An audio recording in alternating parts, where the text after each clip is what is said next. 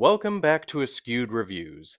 Today we are doing another fan request, and this time it is for the 1991 sci-fi drama noir film Naked Lunch. Here is your trivia question for today. Who worked on the animatronics for this movie and still owns a mugwump? The answer will be at the end of this video. The main character of our film is William Lee. He happens to be a writer and also an exterminator to help pay the bills. Now, he and his wife, Joan Lee, are both drug addicts. And there is a very unfortunate accident. While playing a game of William Tell, William shoots Joan directly in the head.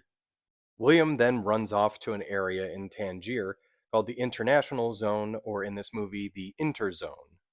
He ends up making a lot of interesting friends here, including another woman named Joan who looks exactly like his dead wife. Oh, also, throughout the entire film, there are these giant talking beetles and these creatures known as mugwumps. The movie is based off of the book Naked Lunch by William S. Burroughs. David Cronenberg is the director for this movie and even wrote the screenplay while he was acting in the movie Nightbreed. Now, most of the characters that appear in the film and in the book are actually based off of real people. Peter Weller's character of William Lee is supposed to be William S. Burroughs. Judy Davis's Joan Lee is supposed to be Joan Vollmer, who is the wife of William S. Burroughs, and that William Tell accident actually happened in real life, where William S. Burroughs shot his wife Joan Vollmer in the head while playing that game.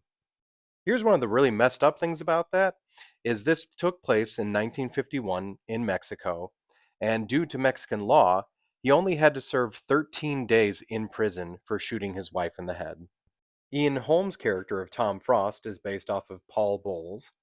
The characters of Hank and Martin are supposed to represent Jack Kerouac and Allen Ginsberg, who are both very good friends of Burroughs. Kiki is also based off of a real person that Burroughs was having a same-sex affair with while in Tangier while he was writing the book Naked Lunch. By the way, if you didn't know, the character name William Lee actually comes from the pseudonym that William Burroughs used when he wrote the book Junkie. And Junkie is actually the book where the entire sequence about the talking asshole comes from. So the three themes that I picked up from this movie: number one, drugs are bad. Number two, centipedes are a metaphor for something, I think. And number three, monsters are just everywhere. Now, with that last one, it is a David Cronenberg movie, so that doesn't surprise me, especially because I always enjoy the way the monsters look in his movies. So, two more pieces of trivia for you. Peter Weller actually turned down the opportunity to play the starring role of Officer Murphy again in RoboCop 3 to be in this film.